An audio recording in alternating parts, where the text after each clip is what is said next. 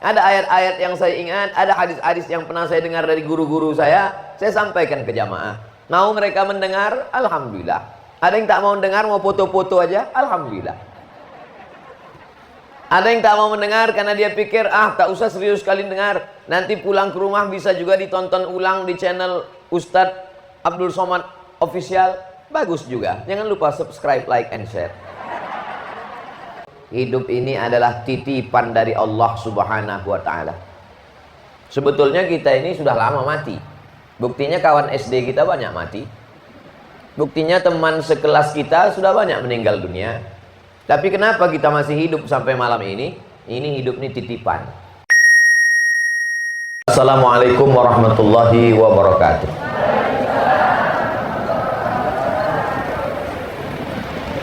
Alhamdulillah wassalatu wassalamu ala rasulillah wa ala alihi wa sahbihi wa man tabi'ahu wa mawalah. Bapak ibu majelis pengajian, alim ulama, para ustadz, para kiai, tokoh masyarakat yang besar tak dihimbau gelar, yang kecil tak disebut nama. Insya Allah kita semua dimuliakan Allah Subhanahu wa Ta'ala. Amin ya rabbal alamin. Surat izin acara ini tidak boleh lebih dari 200 orang. Yang hadir 200, tapi membawa anggota. Insya Allah semuanya mendapat keberkahan. Kita tetap ikut protokol kesehatan, pakai masker, jaga jarak. Saya pun berjarak dengan Pak Haji tadi, berjarak dengan Pak Komandan. Mudah-mudahan usaha ikhtiar kita ini menyebabkan kita selamat dunia akhirat. Saya ringkaskan materi tema yang mau saya sampaikan pada malam hari ini 5 poin saja. Bahwa yang pertama itu, hidup ini adalah titipan dari Allah Subhanahu wa Ta'ala. Sebetulnya kita ini sudah lama mati. Buktinya kawan SD kita banyak mati. Buktinya teman sekelas kita sudah banyak meninggal dunia. Tapi kenapa kita masih hidup sampai malam ini? Ini hidup ini titipan. Maka barang titipan satu saat akan diambil oleh yang menitipkan. Jadi kita kalau mau hidup ini nyaman, tentram, berprinsip seperti tukang parkir saja. Tukang parkir itu tak pernah komplain kalau mobil itu diambil yang punya, karena bukan punya dia. Begitu juga dengan kita. Apapun yang diambil Allah dari hidup kita ini, semua bukan punya kita. Lillahi ma fis samawati wa ma fil ard. Apa yang ada di langit, apa yang ada di bumi, punya Allah Subhanahu wa Ta'ala. Cuman dititipkannya sebentar. Saya dititipkan Allah kursi, ya saya duduki. Di tengah sulitnya orang cari kursi, saya dikasih kursi sama Pak Haji. Saya duduki. Sampai di atas dibeli mikrofon, saya bicara. Diberikan Allah Subhanahu wa Ta'ala suara, saya sampaikan. Ada ayat-ayat yang saya ingat, ada hadis-hadis yang pernah saya dengar dari guru-guru saya sampaikan ke jamaah.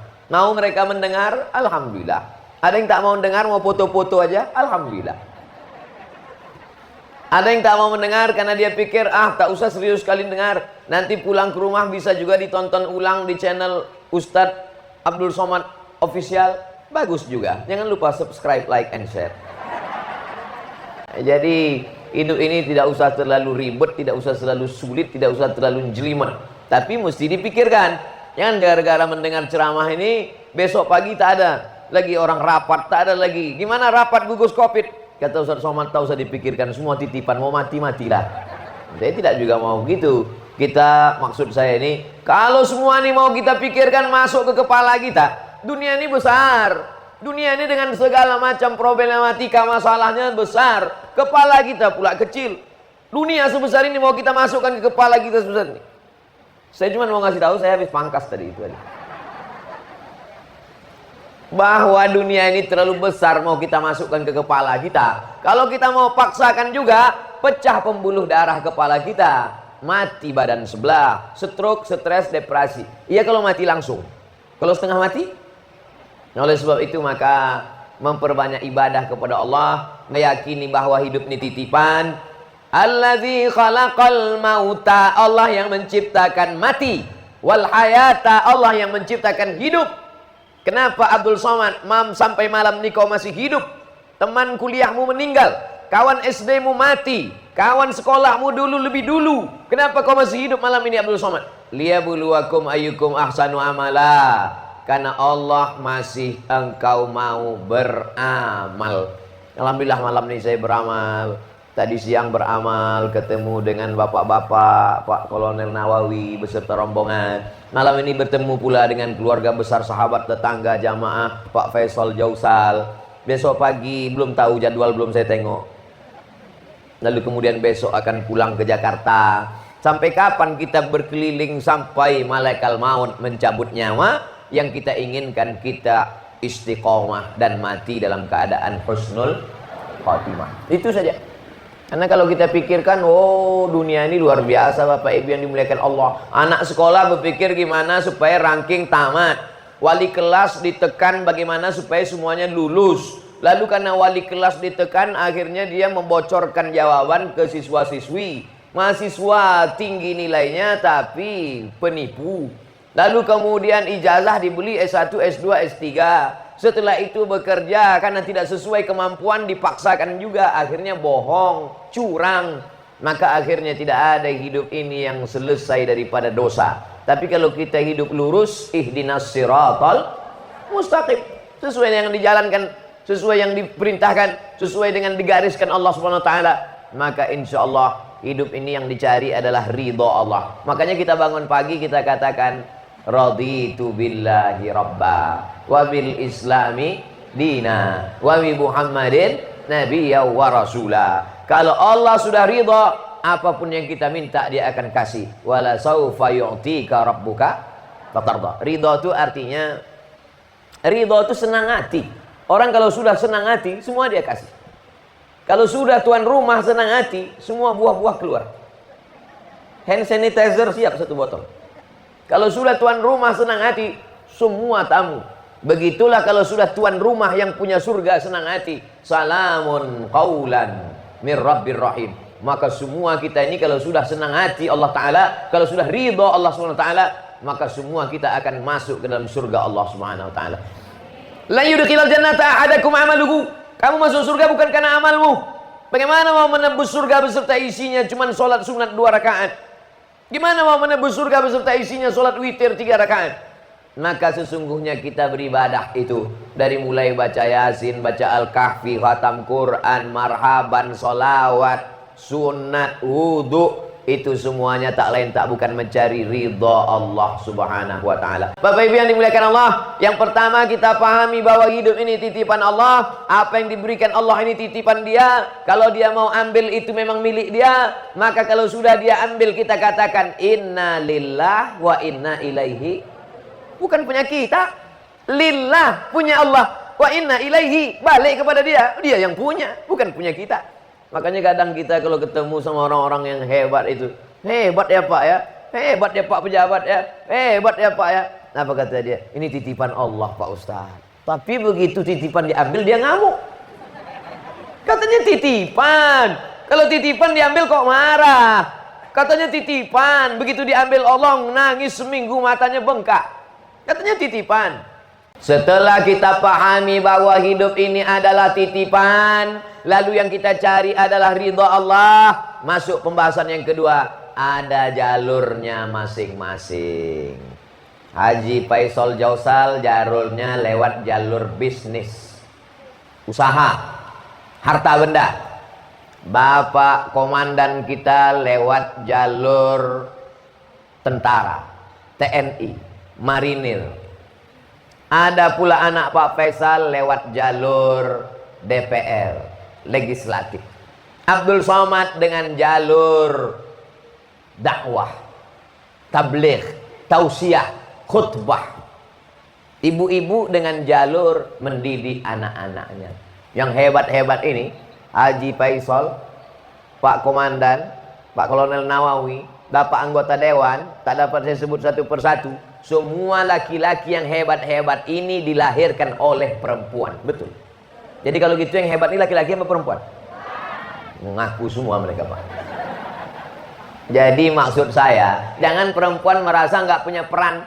Dia mencari ridha Allah dengan kekuasaannya, dia mencari ridha Allah dengan hartanya, dia mencari ridha Allah dengan legislatifnya, dia mencari ridha Allah dengan ceramahnya. Lalu kami dengan apa? Dengan mendidik anak-anak bisa jadi pengusaha, bisa jadi tentara, bisa jadi ulama, bisa jadi anggota dewan. Yang bisa mendidik itu adalah ibu-ibu. Betul apa betul? Memang nggak ada pilihan lain, cuma dua, betul atau betul sekali. Oleh sebab itu ketika saya ceramah ke Malaysia, saya sebenarnya cuma mau ngasih tahu bahwa saya ceramah ke Malaysia, itu aja sebenarnya.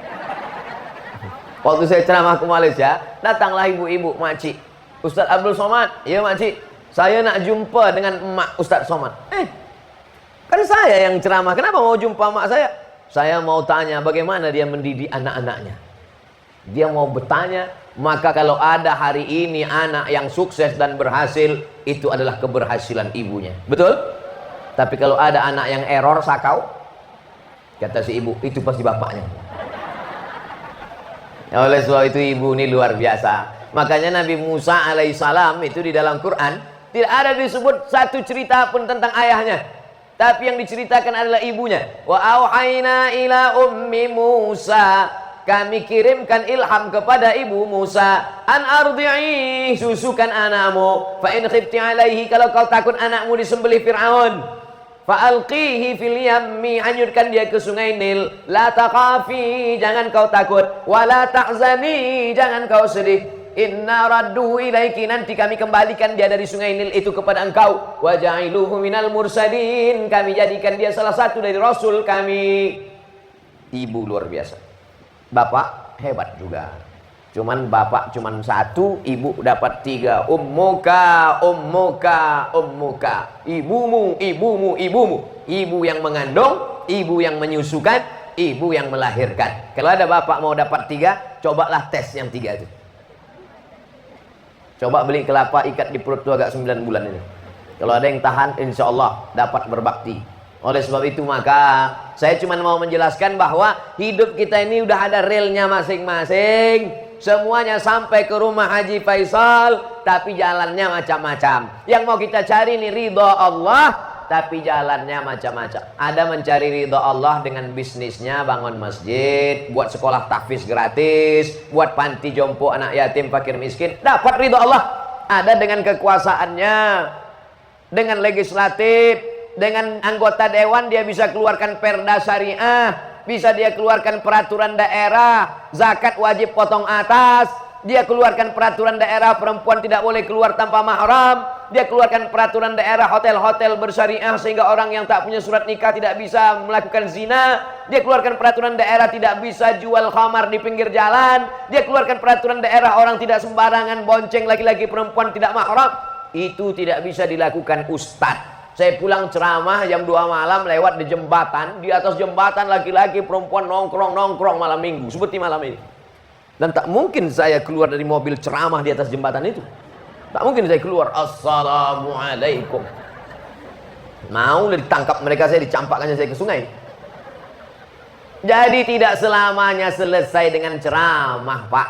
Tak selamanya selesai dengan khutbah, Bu. Maka ini ada jalur kita masing-masing dan jangan saling menyalahkan. Apa itu anggota dewan itu? Kerjanya cuma makan tidur aja, kata yang nggak terpilih. Apa itu orang kaya itu? Nganggarkan duitnya aja, kata yang sakit hati. Kalau ada orang kaya bangun masjid, sampai dapat ridho Allah. Kalau orang punya jabatan, dipakainya jabatannya itu untuk menolong agama Allah, dapatnya ridho Allah. Yang paling mengerikan, ada orang perbuatannya perbuatan akhirat, tapi ternyata yang dicarinya dunia. Itulah yang paling saya takutkan. Kalau ada ustadz ceramah, ada manusia perbuatannya perbuatan akhirat, tapi ternyata yang dicarinya dunia. Dalam hati saya, jangan-jangan aku yang sedang di sini. Kelihatannya perbuatannya akhirat, ceramah, khutbah, tapi yang dicarinya dunia, yang dicarinya popularitas, yang dicarinya kesenangan orang, yang dicarinya materi. Maka senantiasa saya nasihati diri saya, hati-hati Abdul Somad, jangan-jangan kau masuk dalam golongan ini. Adapun orang yang nampaknya mencari dunia, yang dicarinya harta, yang dicarinya jabatan, tapi sebenarnya dengan harta dan jabatannya itu mencari akhirat. Mana yang lebih baik? Orang yang nampaknya mencari dunia tapi sebenarnya mencari akhirat, atau yang kelihatannya mencari akhirat tapi sebenarnya mencari dunia? Saya tahu pertanyaan ini terlalu berat untuk Dilan. Oleh sebab itu Bapak Ibu yang dimuliakan Allah Subhanahu wa taala, pahami bahwa profesi pekerjaan semuanya ini hanyalah cara jalan mencari ridha Allah. Masuk yang ketiga. Pertama, hidup adalah amanah titipan Allah. Selesai. Setelah dipahami hidup ini amanah, berarti hidup ini ada jalan masing-masing mencari ridha Allah. Selesai. Setelah kita paham, kita beramal. Yang terpenting dari semuanya, yang ketiga adalah istiqomah.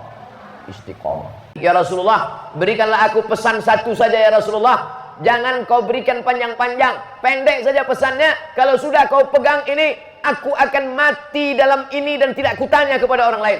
Apa kata Nabi? Satu saja. Qul amantu billah tsumastaqim. Istiqomahlah. Sebelum duduk jadi anggota dewan, istiqomah. Setelah duduk, istiqomah. Sebelum sukses, istiqomah. Setelah sukses, istiqomah. Sebelum dapat jabatan, istiqomah. Setelah dapat jabatan, istiqomah. Sampai akhirnya mati dalam keadaan la ilaha illallah. Ini yang ketiga, istiqomah. Insya Allah kita semua kalau ikuti petunjuk ini istiqomah, insya Allah. Amin. Yang keempat, kita orangnya jangan menganiaya orang. Jangan aniaya orang. Pokoknya insya Allah hidup ini kalau tidak menganiaya orang. Siapa yang menggeser sempadan batas tanah qaidah shibrin sejengkal dia geser pancang tanah, maka akan dililitkan di lehernya nanti tuwiqa sab'i aradin. 7 lapis tanah akan dililitkan di lehernya. Gara-gara apa? Aniaya. Alhamdulillah Pak Ustadz, ada kebun saya di sana, nggak pernah saya geser walaupun sejengkal. Terus 2 meter Pak Ustadz. Tahankanlah. Sudah tak sabar tanah itu mau menjepit dia. Berapa banyak jenazah yang dikuburkan lututnya bengkok. Mungkin Bapak Ibu pernah ikut menyaksikan. Sampai tukang gali kena marah. Kenapa kamu nggak betul galinya? Sudah tahu panjangnya 175 cm. Kenapa digali 150? Apa kata tukang gali kubur? Ini Pak, tukang gali kubur biasanya ngukur tidak pakai sentimeter, tapi pakai bambu. Kenapa pakai bambu? Karena kalau pakai sentimeter nanti disalahkan sama keluarga yang meninggal. Tapi kalau pakai bambu nggak mungkin salah. Ini bambu yang saya pakai. Lalu kenapa kakinya bisa nggak lurus? Karena tanah sudah nggak sabar mau menjepit. Kata tanah.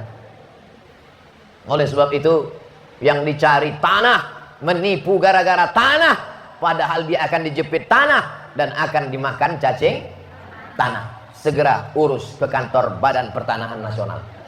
Tanah-tanah yang belum diurus. Apa hubungannya Pak Ustadz? Karena sengketa tanah berawal dari surat menyurat yang tidak betul. Makanya negara ini bukan cuma negara akhlak, sopan santun, budi pekerti, tapi di sana ada hukumnya. Kalau sudah kita tetapkan ini batasnya, ini titik koordinatnya, maka sudah ditetapkan, dia melanggar, kita tegakkan hukum. Bukan kita tamak, bukan kita rakus. Aku mau meluruskan batas ini supaya engkau tidak mati dalam keadaan su'ul khatimah. Nih poin yang keempat, jangan sampai menganiaya orang. Makanya ceramah nggak boleh lama-lama sampai teraniaya orang. Berapa sinetron Korea hilang malam ini? Ustadz Somad menyindir menyakitkan hati kami Pak Ustadz. Oh serba salah kalau saya ceramah memikirkan hati orang. Saya cerita narkoba, yang anaknya kena narkoba dia marah. Saya cerita selingkuh, yang orang selingkuh marah. Jadi kalau gitu saya cerita apa? Cerita sabar aja lah. Mari kita sabar.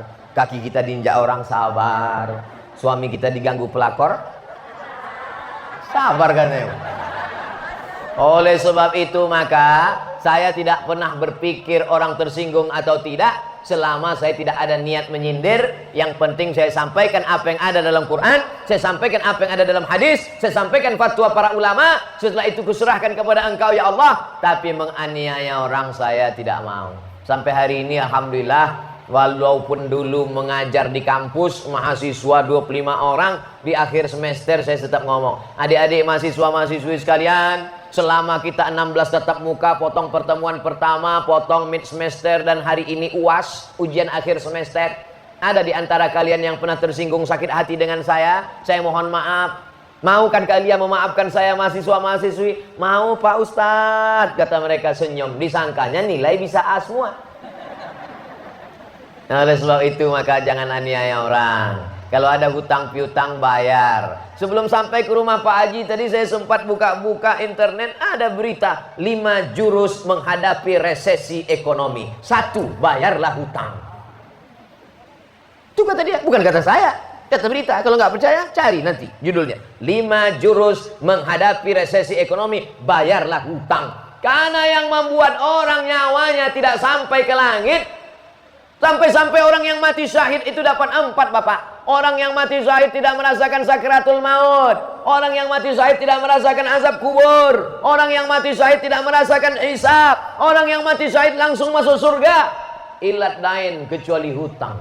Dan sekarang orang memang hutang-hutang. Semua di rumah hutang. Mobil hutang, rumah hutang, baju hutang, panci hutang, kompor hutang. Satu-satunya yang lunas istrinya. Karena Pak Kua nggak ngasih hutang. Pak Kua, ini boleh nggak kredit? Mesti tunai, kata Pak Kua. Dengan sebentuk cincin emas, tunai. Andai boleh kredit, itu pun hutang juga. Islam membolehkan hutang. Siapa bilang Islam nggak membolehkan hutang? Tapi kalau sudah jatuh tempo, mesti bayar. Kapan kau bayar hutangmu? 1 Januari Pak Ustadz. Tanggalnya nggak penting, tahunnya.